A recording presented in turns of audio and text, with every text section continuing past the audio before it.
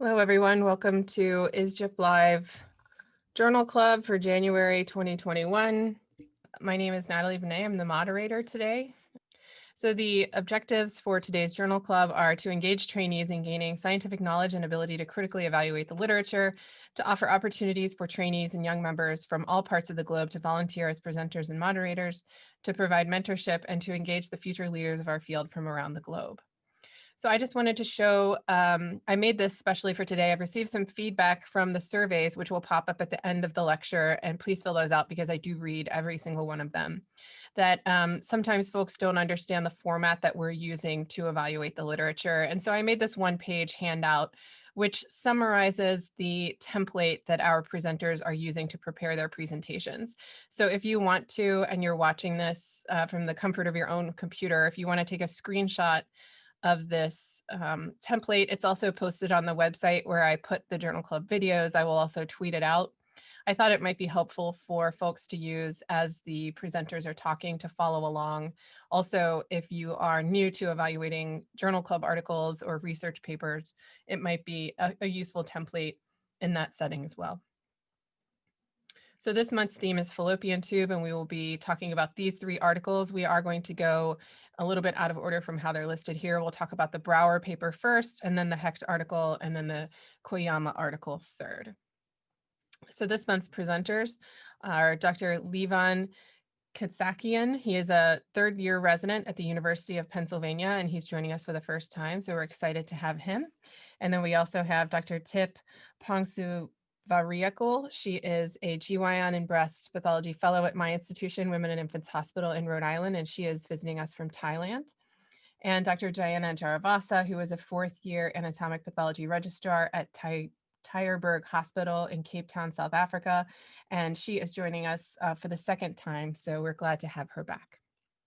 So today I'll do my intros. We'll have all three presentations and then wrap up questions and discussion at the end.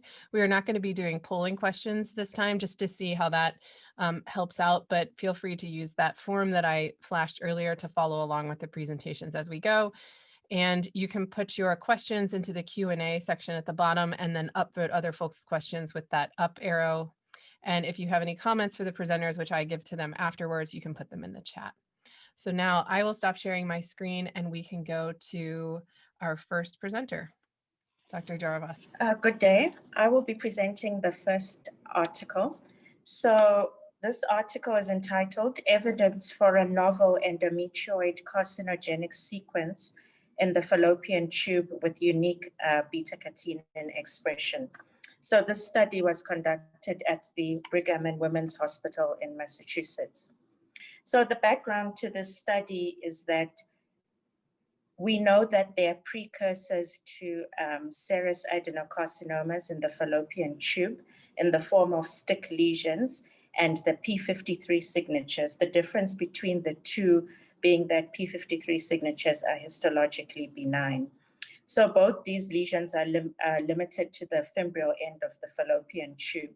However, there are secretory cell or stem cell outgrowths that are found along the whole length of the fallopian tube and that are known to be P53 wild type and also histologically benign. So type 2 scouts are known to have an endometrioid morphology and show beta-catenin positivity. That's diffuse nuclear and cytoplasmic positivity. So the purpose of the study was to find out if there's a link between these type 2 scouts and tubal endometrioid neoplasms.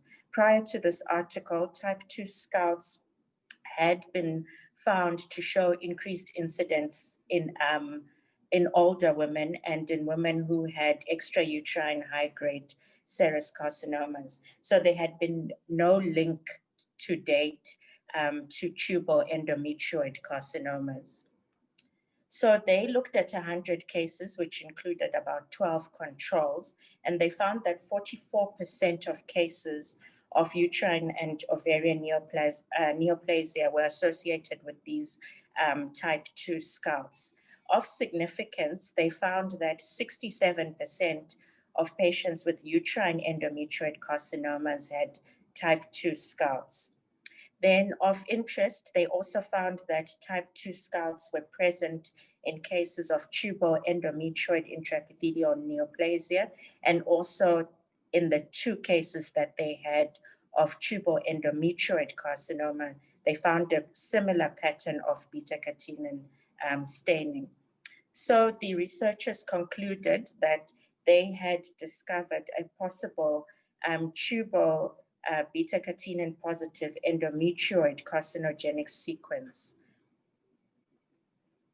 So they looked at cases from 2005 to 2018, and 2005, I think, because they said that's when they started using the CFIM protocol for all cases of uterine and ovarian neoplasia.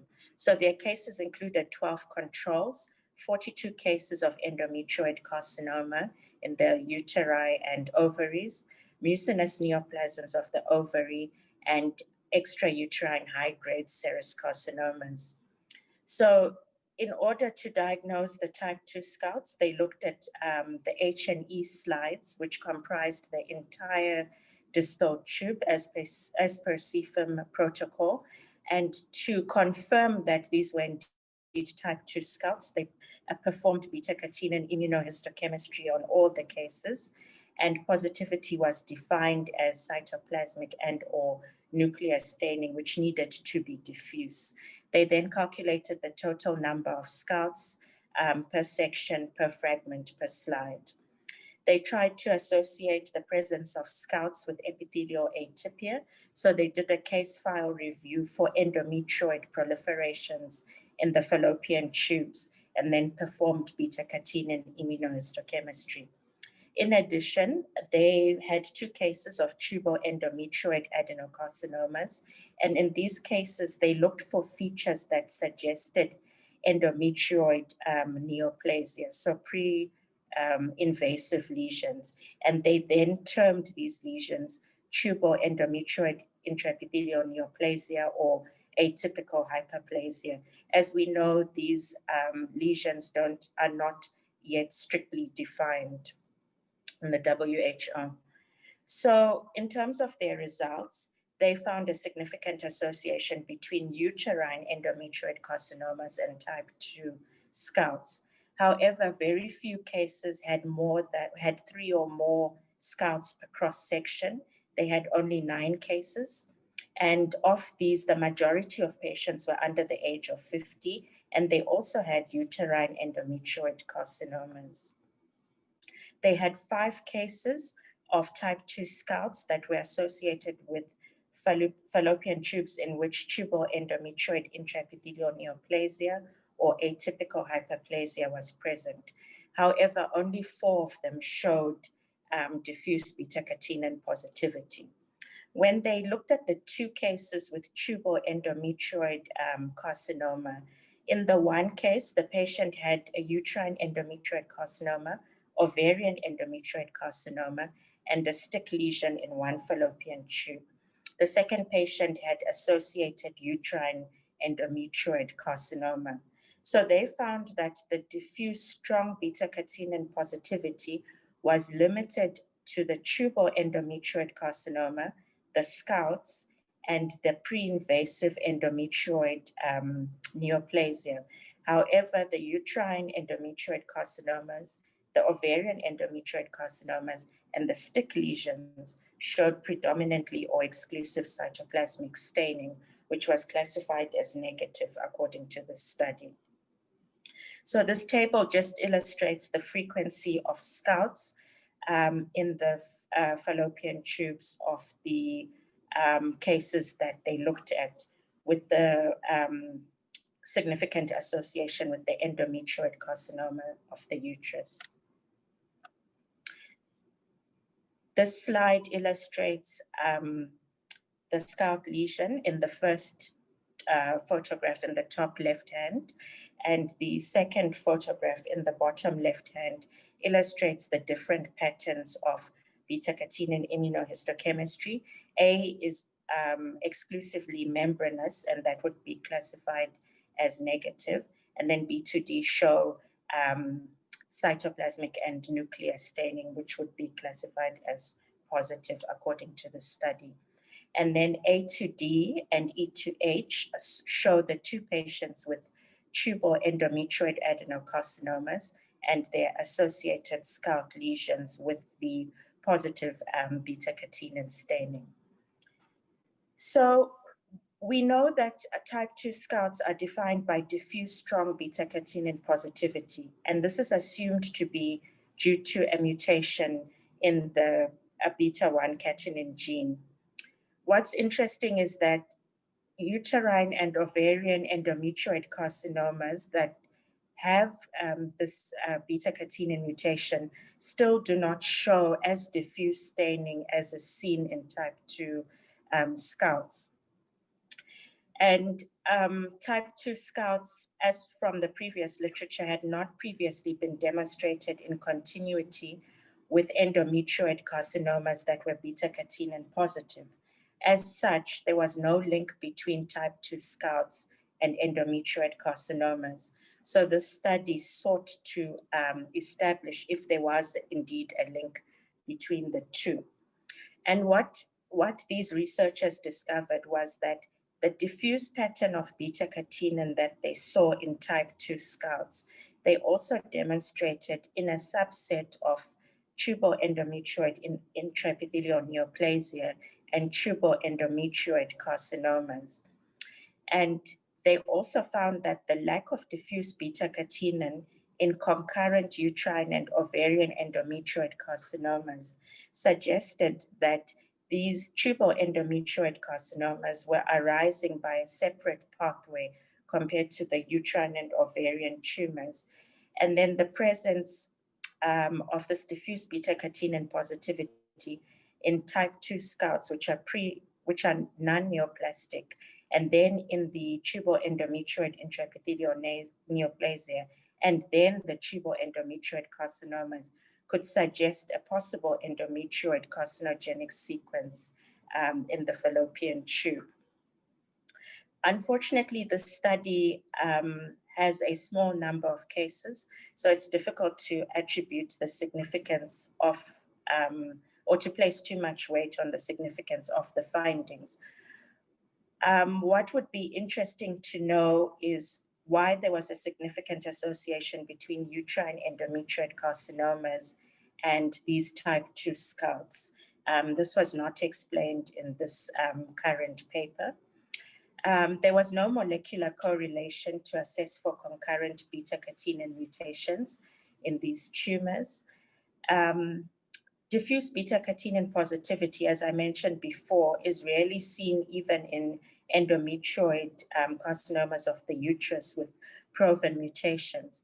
So the question remains, what is the mechanism for this diffuse staining pattern that we see in endometrioid neoplasms of the fallopian tube?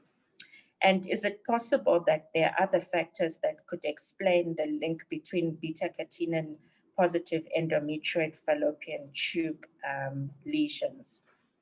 And the last weakness was that there's no standard definition of tubal endometrioid intraepithelial neoplasia or atypical hyperplasia, so that might be difficult to replicate.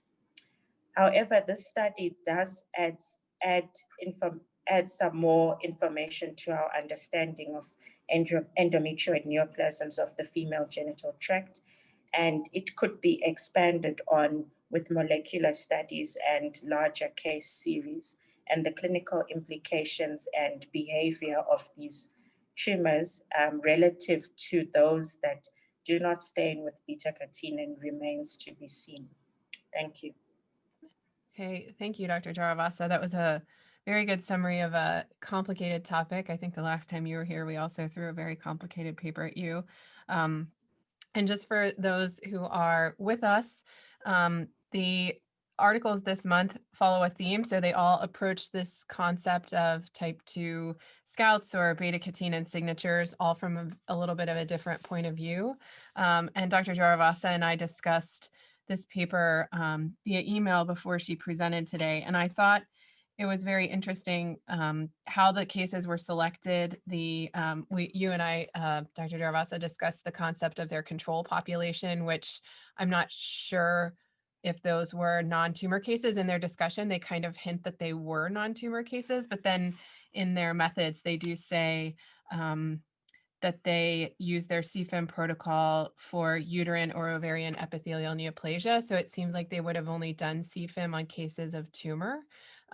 So I don't know if maybe the cases they used didn't have the entire fallopian tube sectioned, or if they were maybe cervical neoplasia, and so they were considered sort of like non-uterine or like uterine corpus neoplasia or something. So some really interesting findings. And I assume where you are practicing, Dr. Jaravaza, that you're not, are you diagnosing type 2 scouts on tissue yet?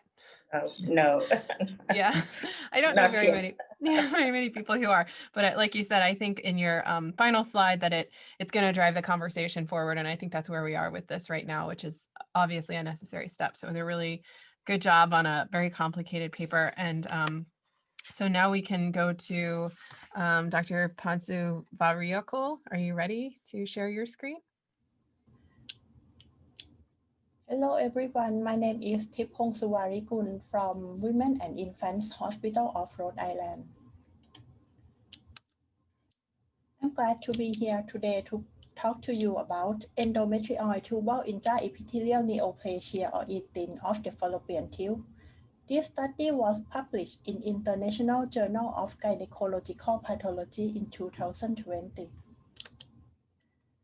The goals of this study are to identify cases of ETIN, to estimate ETIN incidence in hysterectomy specimens that perform at a large academic referral center, to determine clinicopathological characteristics of patients with ETIN, and to describe morphologic differential diagnosis and mimics of ETIN.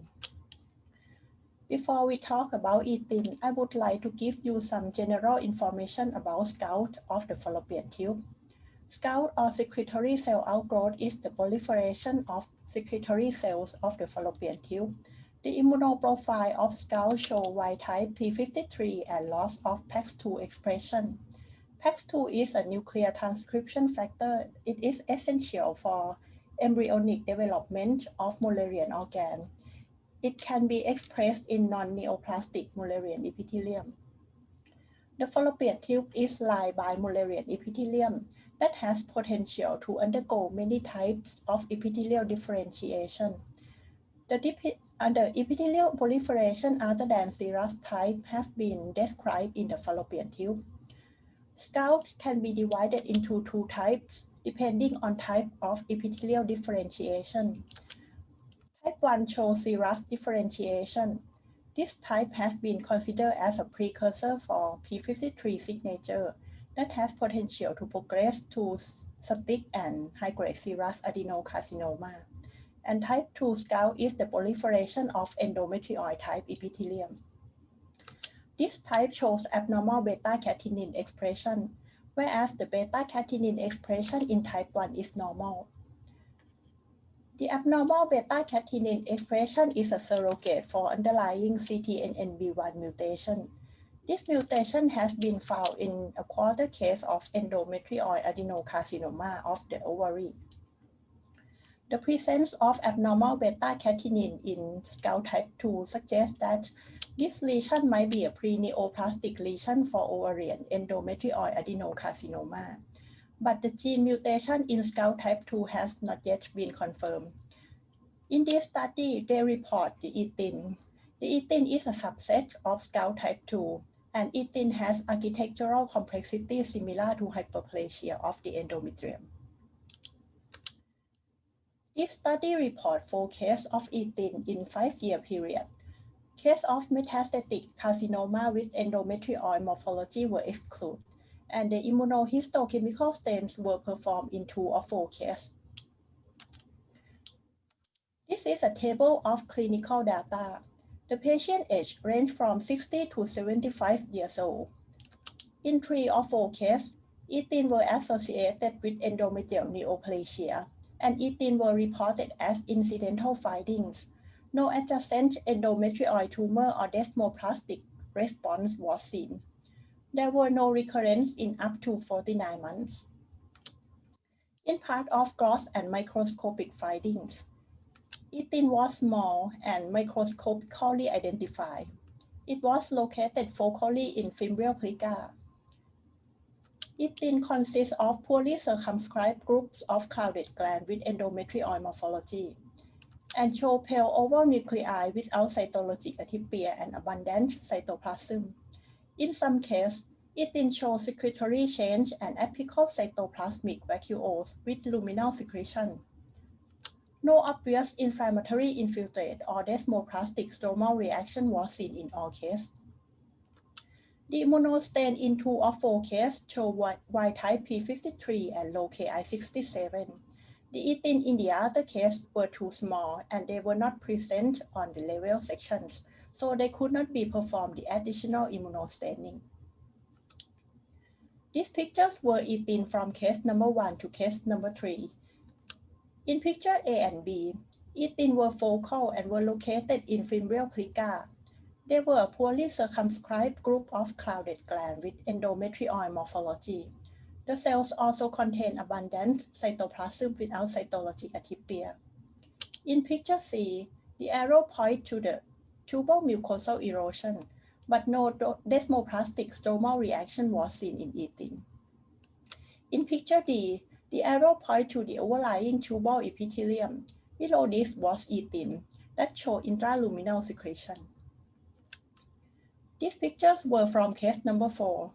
In A and B on the left, ethin shows secretory change. The cells contain abundant apical cytoplasmic vacuoles and there were intraluminal secretions. On the right, this was WT1 staining. WT1 was performed as a part of clinical workup in this case. The overlying tubal epithelium was positive, whereas ethin was negative. This table is differential diagnosis of ethin with important features of each lesion. The most important differential diagnosis is metastatic endometrioid adenocarcinoma. The glands would be expected to show architectural complexity and cytologic atypia, including desmoplastic stromal reaction. The carcinoma implants are usually not confined to the fimbrial plica. The next lesion is endometriosis. The endometriosis would contain endometrial type stroma. It often has evidence of hemorrhage. The next lesion is salpingitis ismica nodosa or SIN. The epithelium would be tubal type rather than endometrioid type, and SIN would not extend to fimbria. Moreover, the location of SIN is in the tubal wall rather than fimbrial plica. The last differential diagnosis is plical fusion from chronic salpingitis and pseudocarcinomatous hyperplasia. This lesion represented the non-neoplastic lesions that caused by inflammatory process. The epithelium would be tubal type and the lesions would not be localized as in ethin. These pictures are differential diagnosis of ethin. Picture A and D are metastatic endometrioid adenocarcinoma. They show glandular complexity with associated stromal inflammatory infiltrate. Picture B and E are endometriosis. They show irregular glands with surrounding endometrial type stroma. Picture C is salpingitis ismica nodosa. It shows irregular glands in the tubal wall without stromal reaction. And picture F is plical fusion in chronic salpingitis. This process is not localized as in ethin. There are several points in the discussion. First, Scout type 2 has abnormal beta-catenin.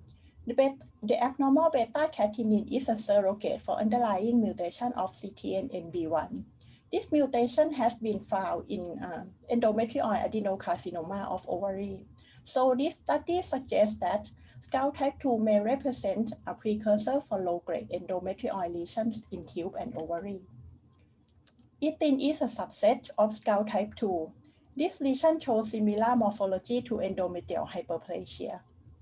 And ethin arises from distal fimbria. So this study suggests that distal fimbria may also be the site of origin of precursor low-grade endometrioid lesions with possible precancerous potential. This study suggests that eating might progress to low-grade endometrioid lesions and endometrioid adenocarcinoma of tube and ovary. But the risk of progression is still unclear. The gene mutation of eating has not yet been confirmed, so the further study is needed. In 3 cases of eating with synchronous endometrial neoplasia, this may represent the metastatic spread or they share common cell of origin.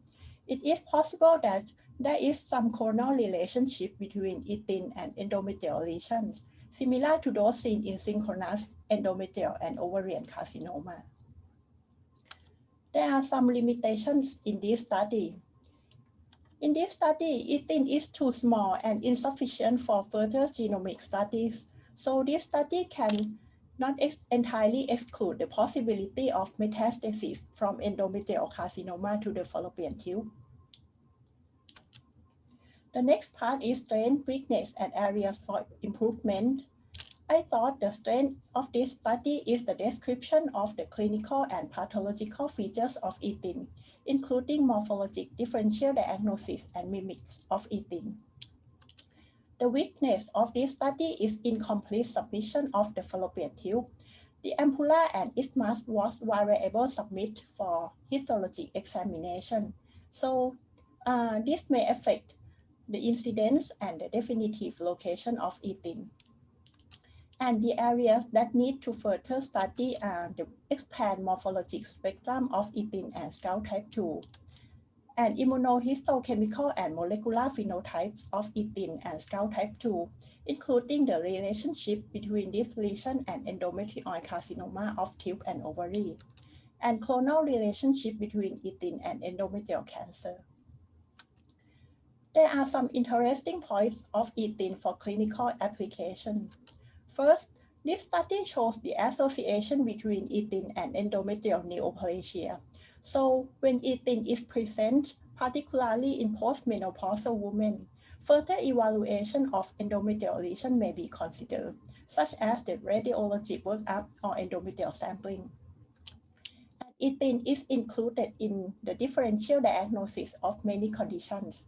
So when you see the endometrioid type proliferation at distal fimbria in the patient with endometrial carcinoma, it is important to keep in mind that the patient has the chance to have eating to avoid the overdiagnosis as metastatic carcinoma to the fallopian tube that may affect the clinical staging and the patient management in the future. That's all of my presentation. Thank you. Okay, you can stop sharing your screen. Thank you so much, Dr. Pongsuvareeyakul. That was a very good summary of that article. I think you did a really good job talking about the strengths of the study, which I think was the description of the morphology, their differential diagnostic table and descriptions. I think their figures were really, really well done. They did do some interesting things like it's interesting to me, we talked about this before we went live with our webinar today, but Dr. Hecht, who's the first author on this article, was also a middle author on the paper we just presented. So in that paper, they had entirely submitted the fallopian tubes. In this paper, at this institution, that's not their standard practice. So it was interesting to me. And then I think it's just because I'm someone who designs my own studies. I always have more questions about the methods section, but they said, in all fallopian tube resections, they entirely submitted the fimbriated end, variable submission of the remaining. So it just makes you wonder, and in that perspective, and maybe it wasn't necessary to sort of drive home the points they were making, but to maybe tell us how many sections or how many of them were entirely embedded, because you would think it's not that important, but when you're talking about this finding of the fallopian tube, knowing how many of them you entirely examined would be, to me, it would be interesting. But I always try to go back and say, how did they select their patients? And the other, I think this was the article, I made a note that they couldn't really do additional testing on many of the samples because they're so small. And I just wanted to mention that at some point during today's journal club, because I think this is what fallopian tube pathologists will keep running into this wall for the rest of time, that these lesions are so small. And I think a lot of the work that was able to be done on on sticks and serous precursor lesions were in patients who happen to have more than one stick. And so you could, get around it that way, or you just have to have a big number of cases. So if you start with 100, you can sample 20 of them or something. But as you mentioned, they're very uncommon. So it's just something that's going to need more, maybe even like multi-institutional studies to really drive that forward. So did you have any other comments you wanted to make? No. No? Okay. Okay. You did an excellent job. Okay. So now we're ready for our final article. Dr. Katsakhyan, would you like to share your screen? Absolutely. Thank you very much, Dr. Benet, for the kind introduction, and thank you for the other presenters. This is kind of an interesting journal club, as a lot of our the papers that we talk about have a very common theme and similar lesions that we're all looking at, just kind of from different perspectives. All right, so we'll get started. So the paper I'm going to be talking about was published in Histopathology about mid last year, and it's by Koyama and colleagues. And it's titled Clinicopathological and Molecular Analyses of Linearly Expanded Epithelial Cells with Beta-Catenin Alterations, Beta-Catenin Signature in Normal Fallopian Tube. So for starters, I think it's a good kind of descriptive, relatively succinct title that kind of tells us what to expect in the paper. So we'll briefly talk about the background. I know we've talked about this a little bit before, but as far as the background for this was so stretches of fallopian tube epithelium that have aberrant beta-catenin staining, and that's having aberrant nuclear and cytoplasmic staining instead of the normal kind of membranous staining pattern, have been described recently, or has been implicated in endometrioid carcinogenesis sequence. And by recently, I mean very recently, because we're all talking about these papers that were published within a year or so. Other authors have called this secretory cell outgrowths or stem cell outgrowths, SCOUT type 2 for short. Our authors call them beta-catenin signatures. There are more or less the same thing. We'll talk about the differences in a little bit, but for the purposes of our discussion, we'll refer to them as beta-catenin signatures, because that's what the authors of this paper referred to them as. And the aims of the study was to shine a kind of a brighter light on these beta-catenin signatures within the normal fallopian tube in a relatively large study, and look at their prevalence, morphology, distribution, clinical pathological significance, and they did some molecular studies as well. So just to take an even further step back and take a look at what sparked all of this. I just made this very short table summarizing the great work that's happened over the last 20 years, identifying high-grade serous carcinogenesis sequence. So basically ranging from P53 signatures all the way up to serous tubal intraepithelial carcinoma. And important thing to keep in mind, these all have P53 abnormal staining. So in P53 mutations usually, and they range from P53 signatures to serous tubal intraepithelial carcinoma, have increasing cytological atypia and increasing architectural complexity. But this is not what we're talking about. This is kind of the work that's been done in the past that has sparked some of this newer work. So in this other table, this is kind of my attempt to summarize what we're talking about specifically in this paper, and that is in this green box here, specifically we'll focus on beta-catenin signatures, and our prior presenters did a wonderful job of talking about some of these other entities, but what we'll specifically, I want to mention, these are all lesions that are wild type P53, and they're kind of other potential precancers in the fallopian tube that have very recently started to get, there are more studies about this.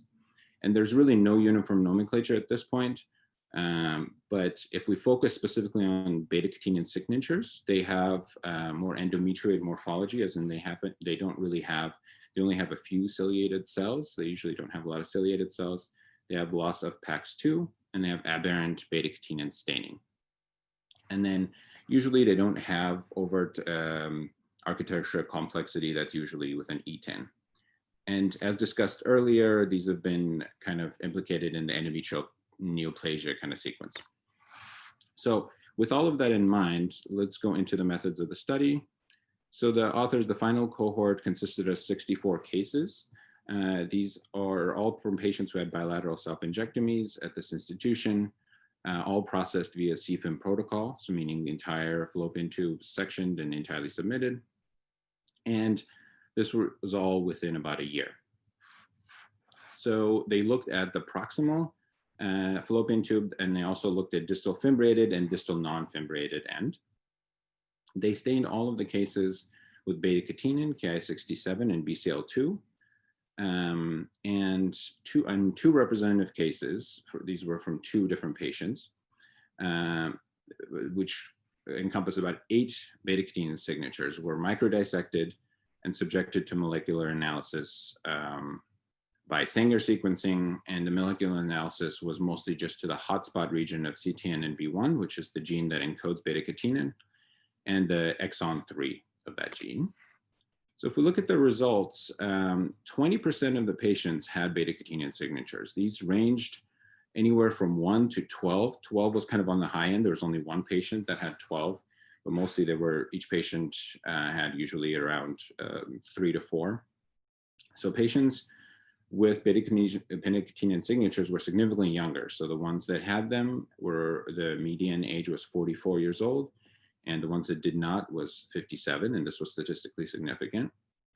And other things about beta-catenin signatures, they happen to be more common. They were more common in the distal fimbriated portion of the fallopian tube, but interestingly, very rare in the, non-fimbriated portion, but very rare in the fimbriated portion where we would normally see sticks and P53 signatures.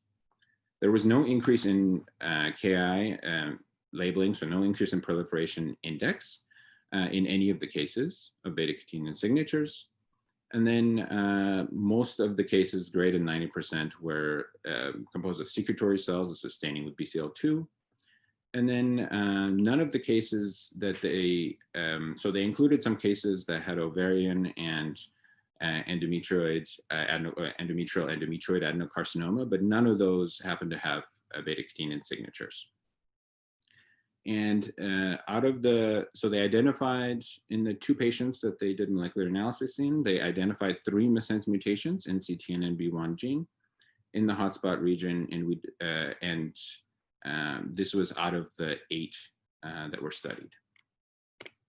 Okay, so if we look at on the left, we have the table of the mutational status. We see those are the 2 cases that were subjected to molecular analysis. You can see in case 1, 1 of 2 beta-catenin signatures had a missense mutation, and then in case 2, which had 6 different beta-catenin mutations in different tubes, there are 2 separate mutations, 1 in each tube, and interestingly, looks like they're different mutations, so that maybe suggests that these are not clonally related. And if we look at the right side on the image on the top, which is A, this is kind of an intermediate to high power image of the fallopian tube, and even at this power, it doesn't look overtly abnormal, but looks like there's a distinct area of cells that looks distinct from the background. And if we go higher power on the bottom kind of middle image there, we can see that these cells have, we don't really see, maybe we see a few ciliated cells on the edge, but usually they seem to have more endometrioid morphology. And the IHC image in the top middle shows this is the beta-catenin staining, and it nicely highlights what we're considering aberrant staining in this study, which is either nuclear or cytoplasmic staining, which looks like this has both, relatively strong, and then compared to the surrounding normal, which is kind of weak membranous staining. And on the right, we can see the microdissection, and then we can see the missense mutation highlighted compared to the background. So when we move into the discussion and applications of the study, it is actually quite surprising that these were, in a relatively large study, 20%, these were in 20% of the fallopian tubes or 20% of the patients had this. And even though this seems really common, endometrioid neoplasia, especially in the fallopian tube, is not. So it's an interesting thing to note. I was relatively surprised by this high number. And then interesting, so this is the first study to show CTNNB1 mutations. Others have just highlighted them by IHC. So it's the first to show that normal fallopian harbors these mutations, but other larger studies have showed that normal endometrium does not. So that's also kind of an interesting thing to think about. What is what is special about the fallopian tube or fallopian tube kind of microenvironment that causes these mutations, and these are actually oncogenic mutations or not. And if we look at beta-catenin signatures and p53 signatures, which is most likely what they're named after, they seem to have some similarities, but then also some differences. So the similarities, we'll talk about the differences, I guess. First, the age difference is quite striking. So usually we think about most driver mutations to be increasing with age, but beta-catenin signature specifically in this study happened to be in younger patients. And then the location, usually p53 signatures are in the distal fallopian tube, especially in the fimbriated end, but beta-catenin signatures were throughout the tube, but specifically not, very few of them were in the distal fimbriated end of the fallopian tube. And the study raises the questions of, are these really oncogenic mutations? Are these little tiny kind of beta-cateninomas within the fallopian tube? Or is this just normal, part of the fallopian tube epithelium, normal process? And really, I think it's a great question, and it's, at the moment, the clinical relevance is kind of uncertain, but it kind of highlights that the more we look into the fallopian tube, the more we find. And similar to p53 signatures and serous tubal intraepithelial carcinomas, this could be the tip of an iceberg, or really it could be nothing, given that these happen to be very common. So we'll talk about the strengths and areas of improvement really quickly. This is the largest, very large cohort of looking at beta-catenin signatures in the fallopian tube. They did a very nice, thorough immunohistochemical analysis of all of their cases. And this is the first to demonstrate mutations, which, as Dr. Benet highlighted, are I can imagine extremely difficult, where tiny microdissections kind of have to happen. And these are really small areas to work with. And then areas of improvement, the case selection was not very clear. Whether it would be interesting to note if these were all comers at the institution that had their fallopian tubes taken out, or if these were more cancer cases. If we look at their table, the detailed table they provide of all the cases that they include that had other findings, looks like they're more kind of heavier on the cancer cases, but there are also some benign cases. So I think the way their inclusion criteria was all the cases that were processed via CFIM protocol, but it's not really clear if they did those in benign cases. So if these are all more cancer cases, that kind of, it's good to note. And then molecular analysis was only limited to 2 representative cases. It would have been nice to see this in obviously more cases. I think they had 13 total. But the fact that there were only 3 out of 8 tested had the hotspot mutation is actually not that surprising, because I'm sure there are other things within, like the Wnt signaling pathway, that could upregulate or cause beta-catenin aberrant staining. So the fact that we even see these hotspot mutations is encouraging. And then the last thing is the beta-catenin signatures. The definition was somewhat arbitrary. If they these authors define them as 12 cells that have aberrant staining. But other authors, when they were talking about type 2 scouts, I think have defined them as 30, so that wasn't exactly clear. But that is all I have. Thank you very much. Thank you. And you can stop sharing your screen, and I'll put everyone up, Dr. Jaravaza and Dr. Pongsuvareeyakul. You can share your screens if you would also like to. I don't see, someone congratulated you all on your presentations in the chat, so that's very nice. We don't have any official questions, so I just thought, since you all have probably spent more time with these articles than most people do, we could just talk about some common themes that ran through them. One I thought that was interesting was how the authors define beta-catenin positivity, which is difficult. It's a difficult thing to do as a pathologist. I don't know if you all have evaluated very many beta-catenin IHC stains, but some of the papers talked about it cytoplasmic or nuclear staining, and or is how they wrote it. And some people said you had to have nuclear positivity. So do any of you want to comment on whether or not you found that confusing and how your article approached it? You don't have to if you don't want. I can do it. I think it was interesting because, yeah, I think mine, they said and or, and it would be interesting to see if these were similar to, let's say, P53 staining, where we may have null patterns, and we don't really talk about those specifically here. Yeah, that's a good point. And then another thing I just want to emphasize is how folks pick their cases. If you're going to draw conclusions about things being common or not common in certain populations and not other populations, you want to make sure you have a broad population. And I think all of these studies did a good job with that, but I still had a couple of questions about how they chose their cases. I think Dr. Katsakhyan, wasn't it you and I who talked about, yeah, they said it was all comers, but if you look at the diagnoses of their cohort, it seems like there's a lot of cancer there. There's some benign most conditions. of them, I think most of them had some sort of endometrial or high-grade serous or some other neoplasia. Yeah, it could just be that we don't know this hospital. Maybe it's just a cancer hospital. You know, maybe that's what it is, but I don't know. So that's another thing that I just wish I had more information about. It's just my personality. And then in your paper too, Dr. Katsakhyan, they mentioned the patient with a ton of these didn't have evidence of FAP, but it made me wonder. They said that they didn't have evidence of FAP, but they didn't really discuss like how we know that. Like maybe it wasn't in their chart, but did we actually do testing?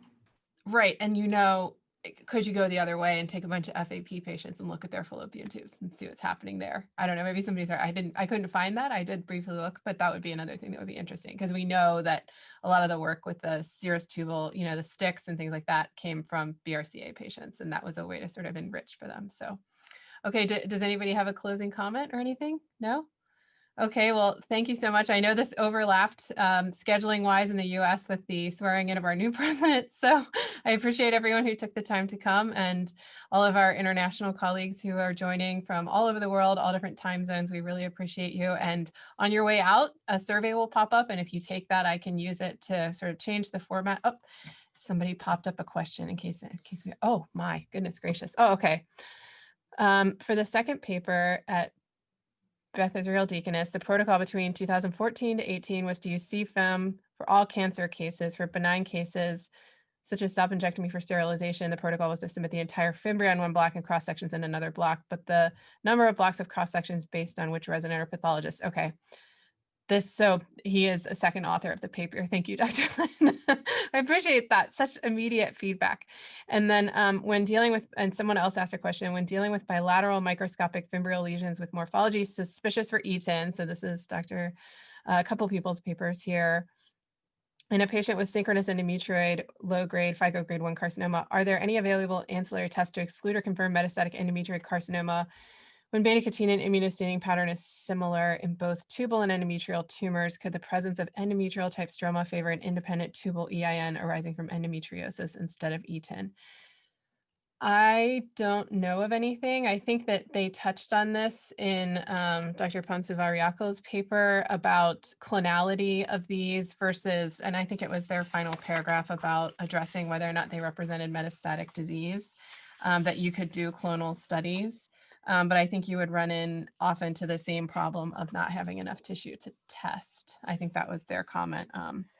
They specifically, it's the second to last paragraph in their paper where they say, given that there is often a clonal relationship between synchronous low-grade endometrioid carcinomas, ovarian endometrium, it is possible a similar relationship might exist between ETINs, but there was insufficient lesional tissue present for genomic studies. So if they couldn't even do it in this paper, I doubt whether in clinical practice you'd be able to do it. But it seems like you could use, you know, markers that are typically expressed in endometrioid cancer to see if they're all being commonly expressed. But if they're all low grade, they probably would be. So I think you probably just have to approach that on a case-by-case basis. So, okay. Thank you all for the feedback, and please don't forget to take the survey on your way out. Have a good day. Thank you.